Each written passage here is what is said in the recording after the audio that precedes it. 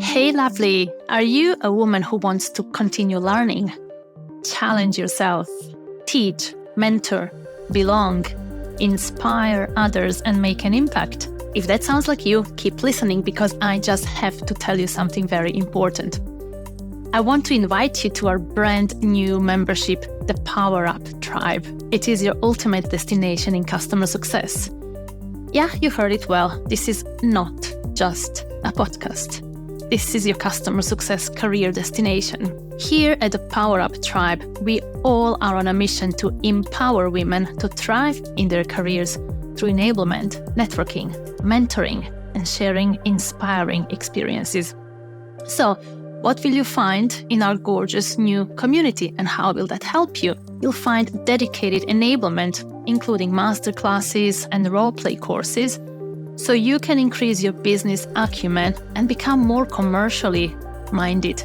So, of course, you can increase the revenue, reputation, and customer outcomes. You will find peer mentoring programs so you can develop your leadership skills and get clarity on your career direction. You'll find continuous opportunities to showcase your work through speaking opportunities and our regular Connect sessions. Yes, you will find Power Up Connect sessions, including podcast clubs, books clubs, coffee chats, and Ask Me Anything sessions with experts. You will also find monthly teams for creating content for your own personal development and developing your personal brand so you can become more visible and engage in more conversations. At the Power Up Tribe, we are redefining what does real connection means in customer success. Join us now. Go to womenincs.com/powerup. Join us now and I'll see you there in our gorgeous Power Up Tribe.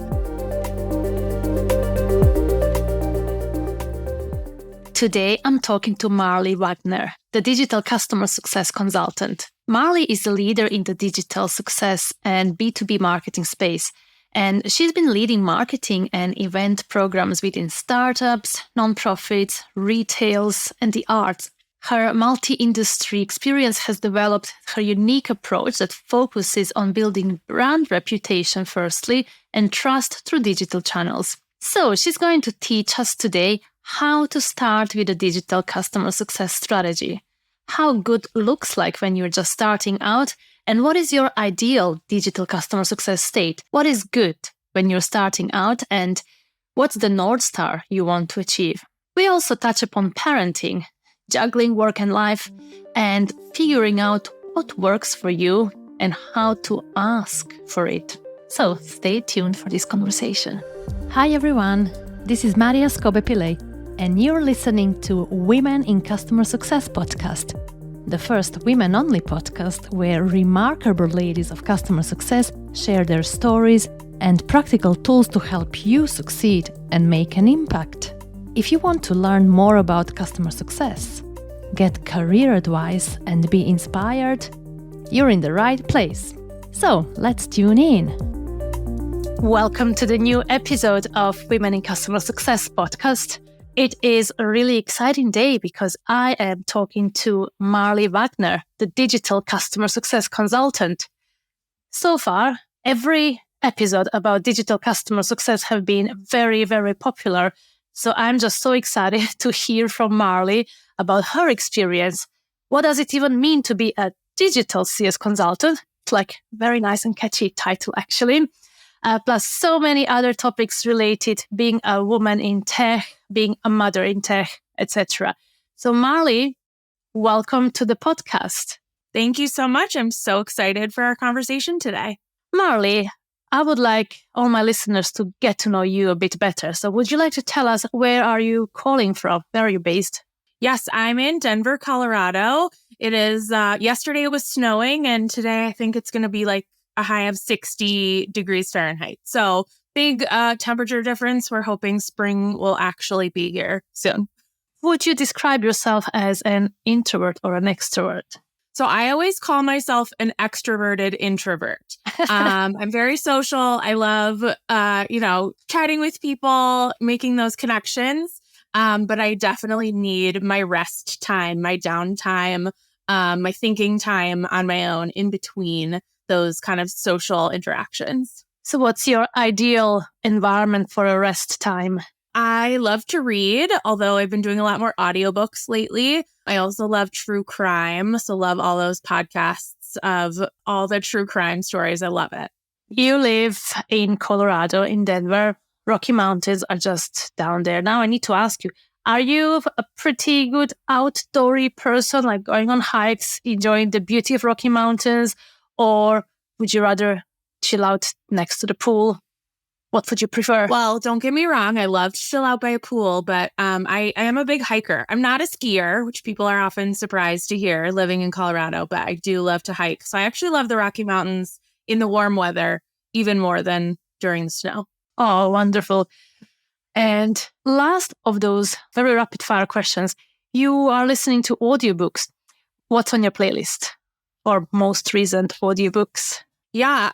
Actually, most recently, I've been listening to a fiction book that I had never heard of. It just popped up randomly on my suggestions, a little out of my normal read, but it's called The City of Girls. It's about New York City and theater in New York in the 1940s. Really, really good. Again, a little different than my typical read, but that's been my most recent one, and I've really enjoyed it. Very nice. It sounds really good, like theater girls, 1940s, cabaret style. Oh, wonderful. Okay, Marley, I would like to find out more about your career. Typically, I like to ask a question like, would a 16-year-old be surprised to find you where you are today? So it's the same question for you, because I would like to understand, like, from your 16-year-old until today, like, what was that journey and career path? I think my 16-year-old self would be very surprised. Yes. At 16, I definitely did not know what customer success was, let alone digital customer success. In college, I thought I wanted to work in the fashion industry. That was really the path that I was going down. I also was a semi-professional dancer during college. So that was sort of my side hustle, if you will, at the time. So very, very different from what my world looks like today. Tell me about a professional dancer. What style was that? Yeah, so I performed with a semi-professional company in ballet and musical theater in Minnesota, which is where I'm from, for, almost 10 years up until my mid-20s. So I miss dancing. I love it. I taught dance for a long time, and it's a true passion of mine, aside from, what I do professionally. That's so good. I didn't know that, really.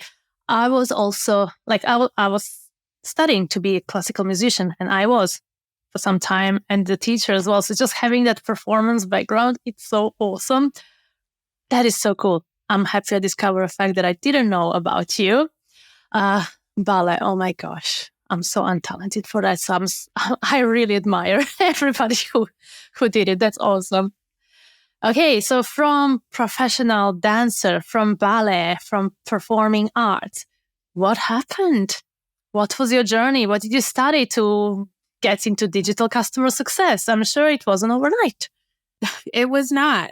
Definitely, I feel like every customer success journey kind of has its twists and winds, and everyone takes their own path, which I think is part of what makes our community so wonderful. So early in my career, I was working in events, right? Which again, kind of makes sense with my dance background. I was doing events and event marketing.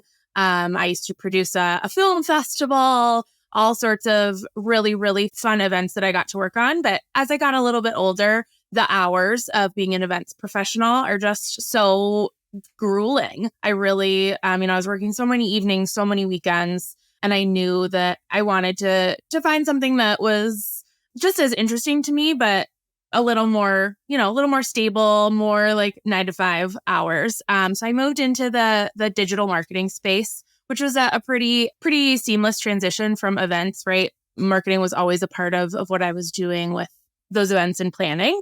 So I moved into digital marketing, absolutely loved digital marketing, did that for many years. And then I kind of found myself in customer success on accident at the end of 2017. The end of 2017, I got a job at ESG in a marketing role. Totally didn't know what customer success was still, right? I was like, great, I can market anything. It doesn't matter. And little did I know what that would turn into.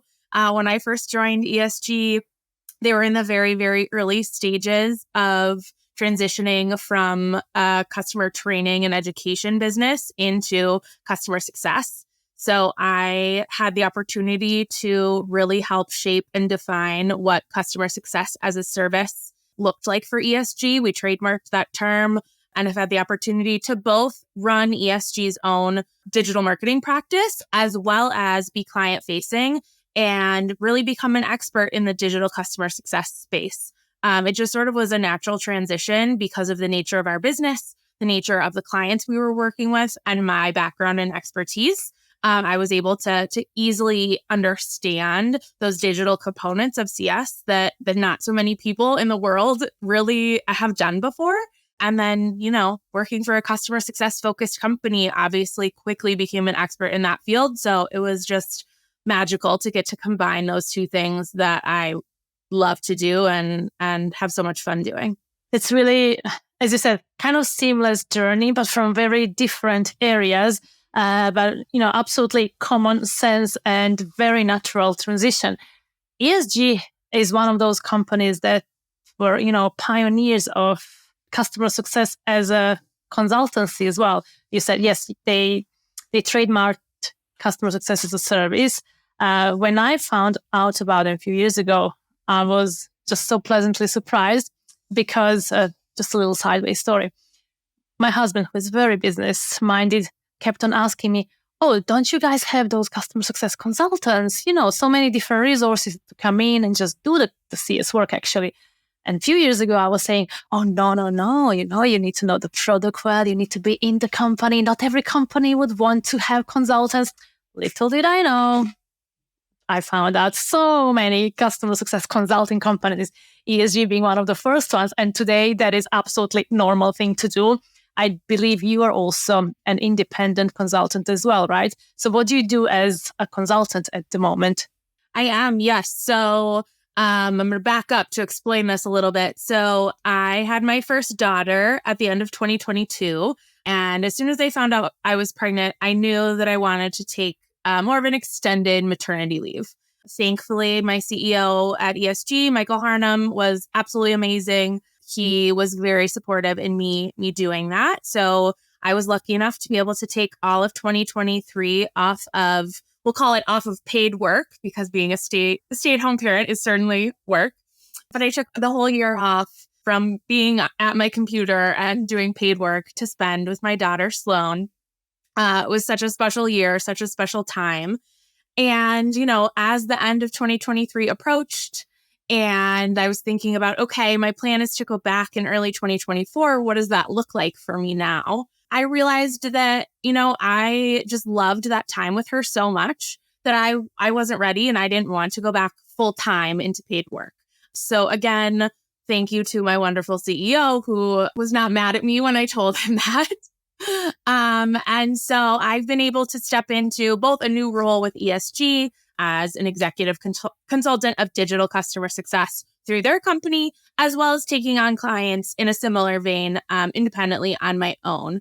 That flexibility has really it's exactly what I was looking for. So I am able to have that time with my daughter, to spend whole days during the week with her, and get that quality time, but, make sure I'm still using my brain and using all these skills I've learned. And I did miss that part when I was completely full time with her. So I'm really, really happy to be, back in the workforce, if you will, the paid workforce, and have that balance in these new roles that I've taken on. So it's been wonderful.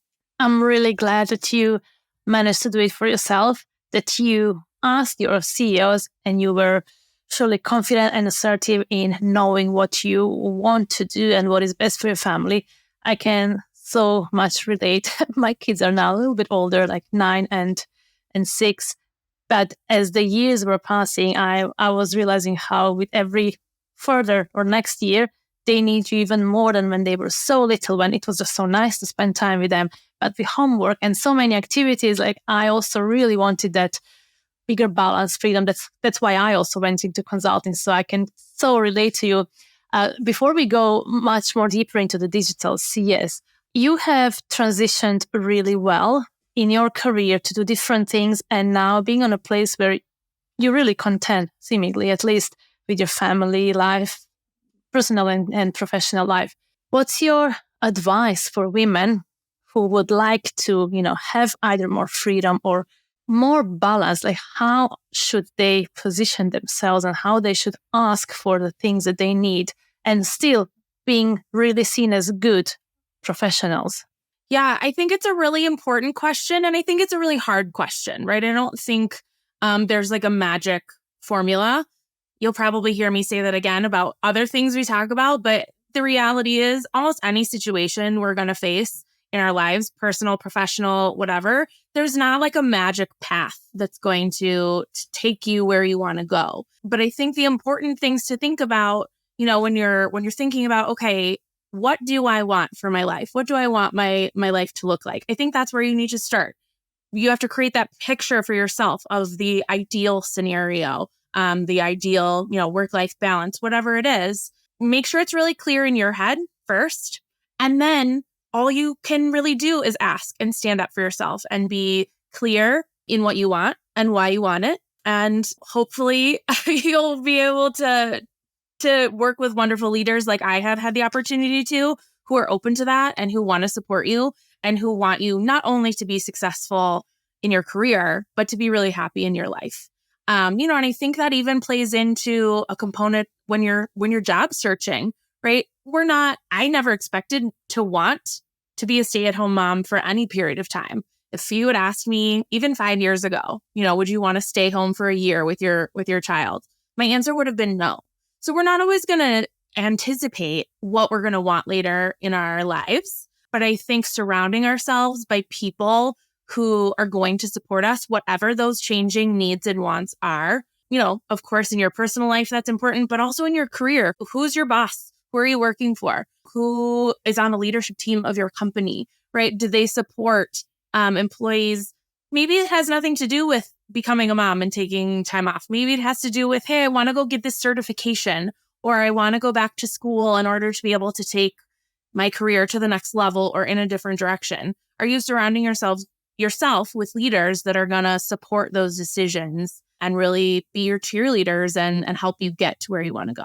That's really great call out to be very careful, especially when you are job searching, or what is the company's values? How do you see others are being treated? Like, do more of a research and speak with a lot of people to understand from your boss to your peers how the culture really is, and will the culture also allow you to make some of those life decisions? And then something similar that you mentioned is it's almost negotiation, right? Understanding what should work for you, almost making a top 5 or a list of non-negotiables. And then, like product features, what is a must-have, what is a nice-to-have. And then you will know whether your must-haves or your non-negotiables, like how you go about it and what is the package, what can you take out, what do you have to take in. But I like how you said it's so many different situations, but if you're very clear into what you need and what you want, that will certainly help the conversations with your leadership. And of course, if they're awesome, they will want to support you. But yeah, going into the conversation with being really, really clear on what you want are really important to get that. Very often we are just not getting things because we don't ask. We are too afraid sometimes. Yeah. Marley, what does the digital customer success consultant do? Where are you getting engaged with companies? Like, what is it that they're struggling with that they reach out to you? Well, it can be a number of things. And I think, especially looking at the business world right now, the economy, the challenges that tech has gone through in the last year or two, there's even more of a need and even more of an interest in digital than ever. And that really applies digital in any, subsection of a business, right? We could be talking about marketing. We could be talking about automating sales process. We could be talking about digital CS. We could be talking about self-service in the support organization, right? So CS is not alone in this. That digital is just becoming much more of a must-have. For several years now in the CS space, digital has been this like shiny object, if you will. It kind of makes people's eyes light up and it's really exciting, but it's been a nice to have, I think, for a lot of companies. And now I'm seeing more of it being a must-have, right? Budgets are being cut, headcount is being limited, and CS leaders are being asked to do more with less. And so the only viable path is scalability in that scenario. So oftentimes people and companies are reaching out to me when they're like, hey, we have come to the conclusion that we need digital customer success, right? It's no longer just this like glimmer of like fun work. It's now a necessity, but we don't know how to do it. And the reality is there are not very many people in the world, even in tech, even in SaaS, even in customer success. There are just not that many of us who have built a successful, scalable, effective, efficient digital CS program before, right? There just aren't that many. And so I feel really, really lucky that I'm one of those people that has that expertise that I can come in and really help those leaders figure out, okay, where do I start? And what path am I heading down, right? Where am I going? What are the steps I need to get there in order to accomplish this new goal that I have of scalability? Today's episode is brought to you by DeployFlow, your go-to team for cloud transformation, deployment services, and managed support. Are you a US-based company looking to open European offices and operations? Our teams of experts are strategically located in the UK and Central Europe, catering to US companies seeking top-tier application support across Europe. DeployFlow specializes in collaborating with scale-ups, ensuring seamless operations and optimal application performance. If you're about to open European offices and operations, partner with DeployFlow and have a peace of mind. Book a call and find out more about top-tier managed IT support services. deployflow.co. But I wanted to comment on your point how the economy made us have digital customer success as a necessity because we lack resources. On the other hand, as a consumer, as customers, we do want to engage as much as possible in a digital way. Yes. Because everybody have their job to do. They're not paid to fiddle with your product. Or they're not paid to just do your products, and everybody wants to just do their job, do it as best they can, and go and self-serve and try to do as much as they can on their own time without being dependent on a person, right? So it's kind of a natural transition as well of the types of success services that we are providing. And okay, now organizations matured enough to understand, okay, now we really need it. And then they come to you. So in terms of where to start, there is certainly so many ways, shapes and forms how digital success can look like. What is, in a way, kind of shortest way to get somebody started? Yeah. So I always, anytime I'm interacting with, a new company, I always want to first start by saying, hey, what does your foundation look like? Of course, we're talking about, what are your current CS processes, practices, all of that. But also, do you have an automation platform that we could even run digital plays out of? Doesn't have to be a dedicated CS platform. It could be a marketing automation tool. It can be a CRM potentially. It could be something that's been built in-house. There are options, but do you have the technology available to you to be able to do this is number one. Then this one is going to sound so silly, but people forget it all the time. Have you talked to your legal team about if you're actually allowed to contact your customers in this way? You would be shocked at the number of people who tell me, oh no, I haven't thought of that. And then they run into like a lot of challenges as far as, whether it's GDPR or the new privacy laws in California, whatever it is. So please, please, please, if you're looking at going down this path, make friends with your legal team, talk to them. Let's start this conversation. It's really important. And then once you have those two foundational aspects done, then I talk about, hey, how about segmentation and personas? What have we done already to be able to start to create a personalized digital experience? And how can you take, another question I ask is, do you have a journey map for your high touch customers so that we can then take that and translate it into a digital experience? So that's really where I start is like, hey, what's the lay of the land? Have you covered these foundational components? If not, let's get those done right now. Like yesterday, those need to be done. in order to move into, what we would truly call a digital motion.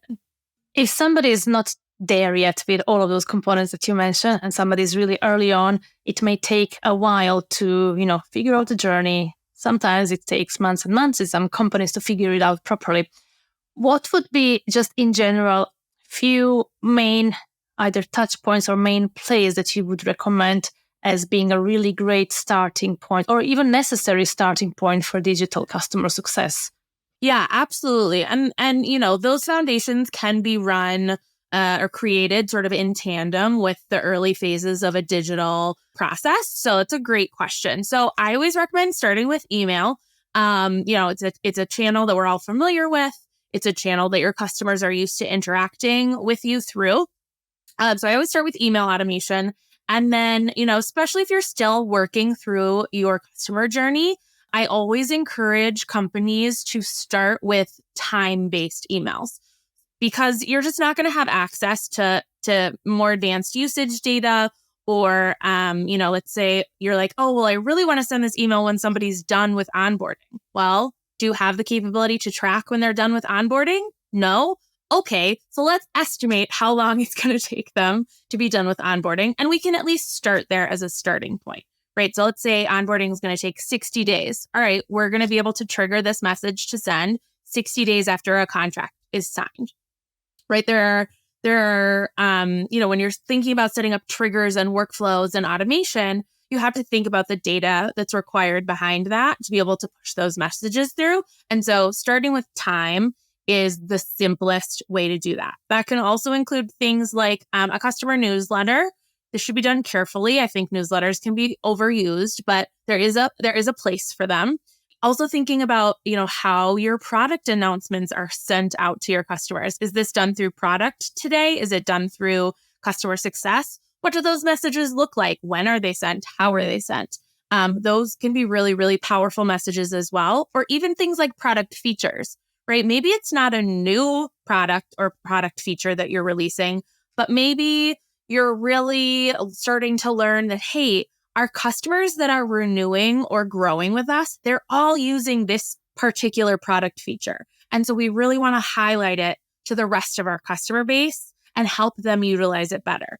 Again, even if you don't have advanced usage analytics to be able to see, who's using it, how they're using it, when they're using it, you can certainly start with just feature emails about those specific features that help customers be successful. So that's a few areas that I always recommend. Those are kind of the low-hanging fruit, if you will, that can be done in tandem with those foundations if you're still working through them.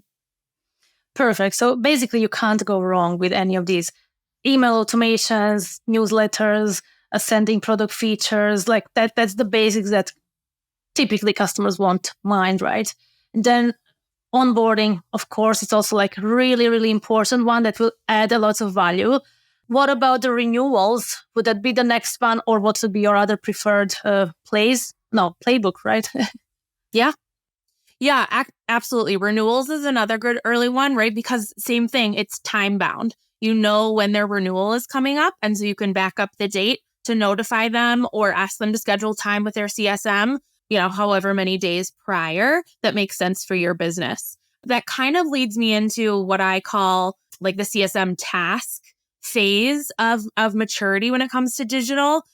Because after, you get your V1 with basic email communication, awesome. The next place that I really like to take digital is actually more of an internal focus because our CSMs are spending so much time copy and pasting the same email either to their peers or to their customers, like all day long, all week long, all year long, right? And so I think an underutilized way of really benefiting from digital is to think about, hey, what are the internal components? What are those manual CSM tasks that they're just doing over and over and over again that we can automate for them, right? So maybe it is, hey, normally the CSM has to manually email their customer 60 days before renewal, right? Maybe they get a notification in Salesforce, or maybe they're just in charge of keeping track of that manually. Well, okay, can we automate that email for them? We can make it look like it comes directly from them. We can even allow the CSM to approve the email before it's sent in some platforms with some setups, right? So it's not to exclude the CSM, but it's to take repetitive work off of them. And I think that's another really critical and important component of digital that, again, I think is often kind of overlooked and forgotten about. 2 questions related to it. Let me go with collaboration one firstly. So you already have marketing teams that are very likely heavily focused on new pipeline and prospects, and very often very little on customers. So you have to collaborate well with the marketing team because very likely you're going to use some of their platforms and tools. Then you have a product team, and you already mentioned very often there are some in-product messaging or in-product related emails, or emails that are triggered by certain behaviors and consumption within the product. And then you have customer success team that are very likely now starting out with digital success.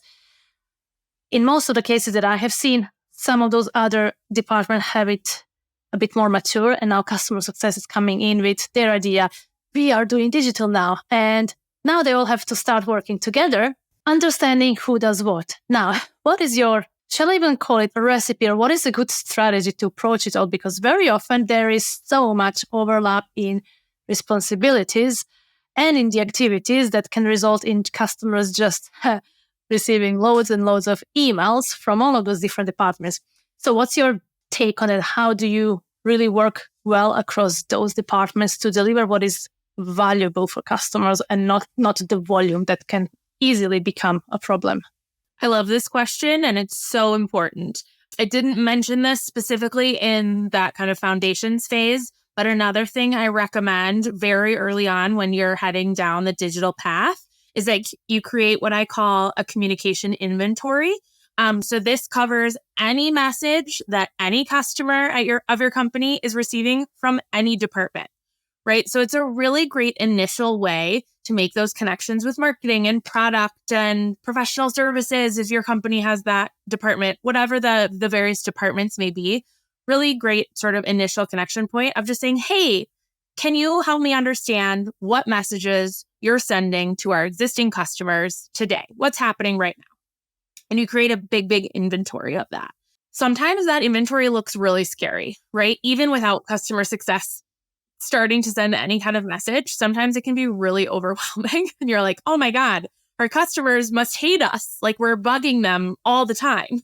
And so it can be a really helpful tool to figure out, hey, where does customer success fit in to what exists today?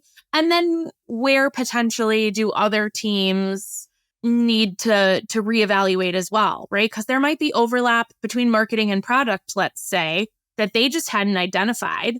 And their leadership is going to be like, oh my gosh, what the heck? Just like you're saying, what the heck? So it's a really, really helpful tool. And then the other thing I'll say on this, a digital initiative really needs to come from the top down. There needs to be leadership alignment in order to make it happen, because otherwise, if it's just, let's say a digital CSM or a digital CS project manager or program manager, whoever's in charge of building this, if they're just going to their peers in marketing or product or whatever and saying like, hey, you're sending too many emails, that's not going to go over really well. So it really needs to be a top-down conversation. There needs to be alignment at the C-suite or the VP level between those interdepartmental department heads about, hey, we're trying to create this cohesive digital experience for our customers, and we all need to work together to do that.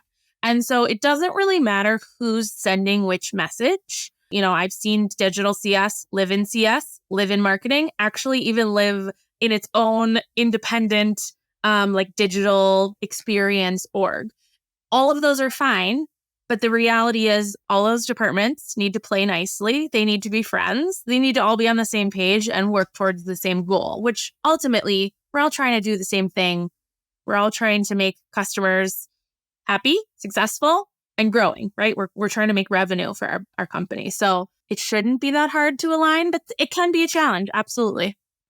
I like that we're talking about it because I have seen the times and times again, this particular challenge of not having the inventory. And then once you are starting to discover what goes into customers' inbox you are just shocked.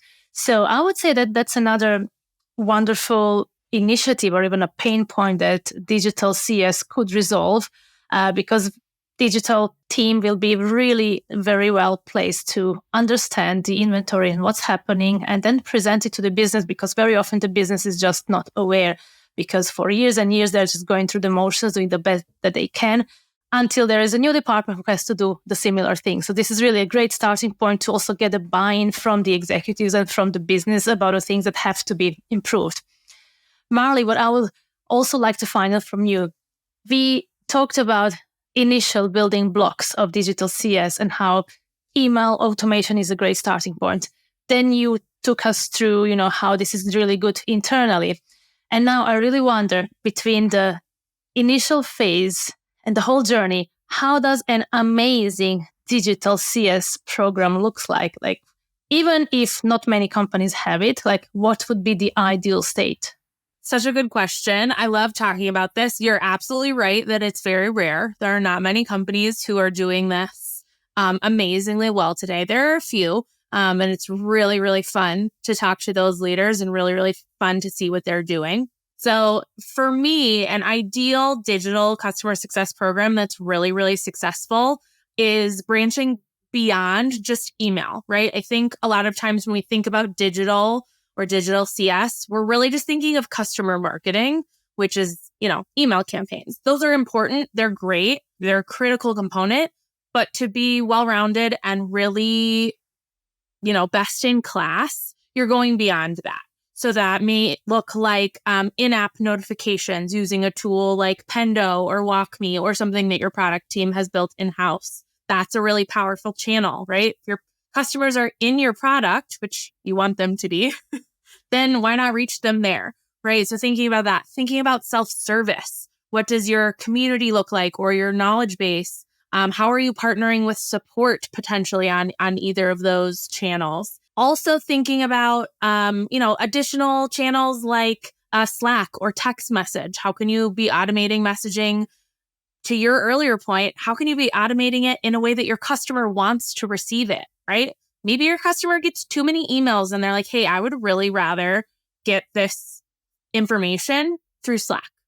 I have a good friend and colleague who says, I never read my emails. I only respond to Slack messages, right? There are tons of people like that. I know. I'm rarely in my emails. Exactly. So how can you think about, hey, where is my customer and how can I reach them where they are?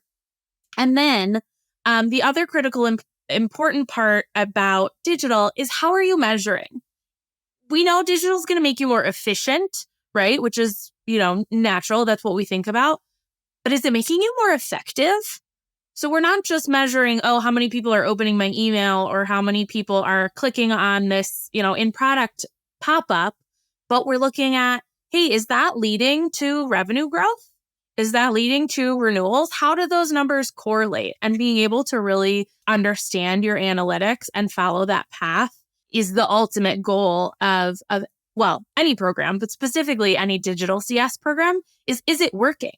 Is it making you more efficient? And is it effective? Is it helping you accomplish your ultimate goals? Marley, as we are wrapping up this episode, I'm really grateful that you gave us so much wisdom and really great tips about how to start, what to identify, what to start measuring. And we spoke about loads of different types of activities and programs that all require pretty different skill sets that very often traditional CSMs maybe didn't have a chance to develop simply because they were not exposed to it and there were other departments doing the work. Now, I'm a firm believer that when an individual contributor like a CSM recognizes the opportunity for improvement, for example, we don't have email automation. Can we do something about it? Here is my suggestion. I firmly believe that they should go and suggest some solution and try to fix it. And very often that's how they enter into the new role.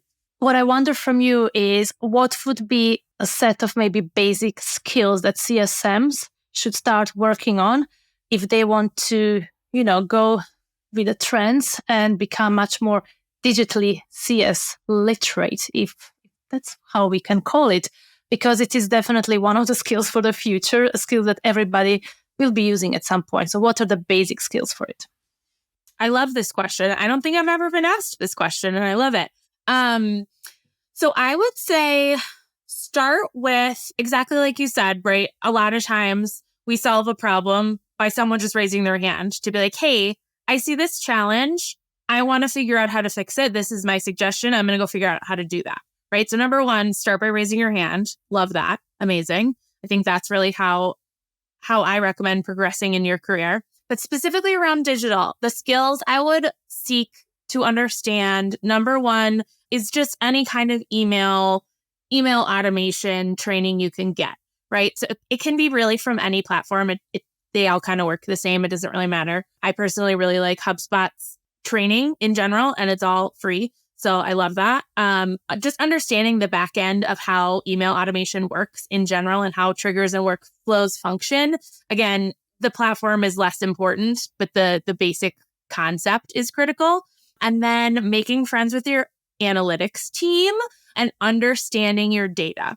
Data and digital are like best friends, and they have to be, and that's super important. So if anybody's going to look to move into a digital role, you have to start understanding your data, how to read it, what it's telling you, and then what data do you not have access to that you wish you had access to. That's another important one too, because a lot of times we see that you're missing data and you're like, well, I think the data is telling me this, but without this other data point, I don't really know. I would say those would be the two places I would start. That is some great advice. And more often I start hearing about the importance of being, data analyst, basically as a CSM is going to be so much more important. So for everybody listening, that is a wonderful way to start. As Marley said, so check out some of the HubSpot trainings because there are many related to email automation and digital journeys in general. Marley, thank you so much for sharing this with us today. Last question as we are wrapping up. What would be your advice for aspiring leaders in customer success? I think it's what we just talked about. I think it's raise your hand. My career has progressed simply by me saying, I can help with that, right? Maybe it's a problem that I've noticed. Maybe it's a problem that somebody else at the company has noticed. But all I've done is raised my hand and said, yep, I can take that on. I can solve that problem. I can face that challenge. And I think that's really the best way is just raise your hand, speak up. Don't be afraid, like we talked about earlier, to ask for what you want and to share your ideas. I think especially as women, we have a tendency to be afraid to be wrong or be afraid to be too loud. And I would just encourage everyone to try to face that fear, speak up, share your thoughts, share your ideas, ask your questions, and then raise your hand to take on those challenges. That's it. Nothing more to say to this. Marley, and thank you so much for coming to the show. Thank you so much. This was so fun. Thank you for listening. Next week, new episode. Subscribe to the podcast and connect with me on LinkedIn so you're up to date with all the new episodes and the content I'm curating for you. Have a great day and talk to you soon.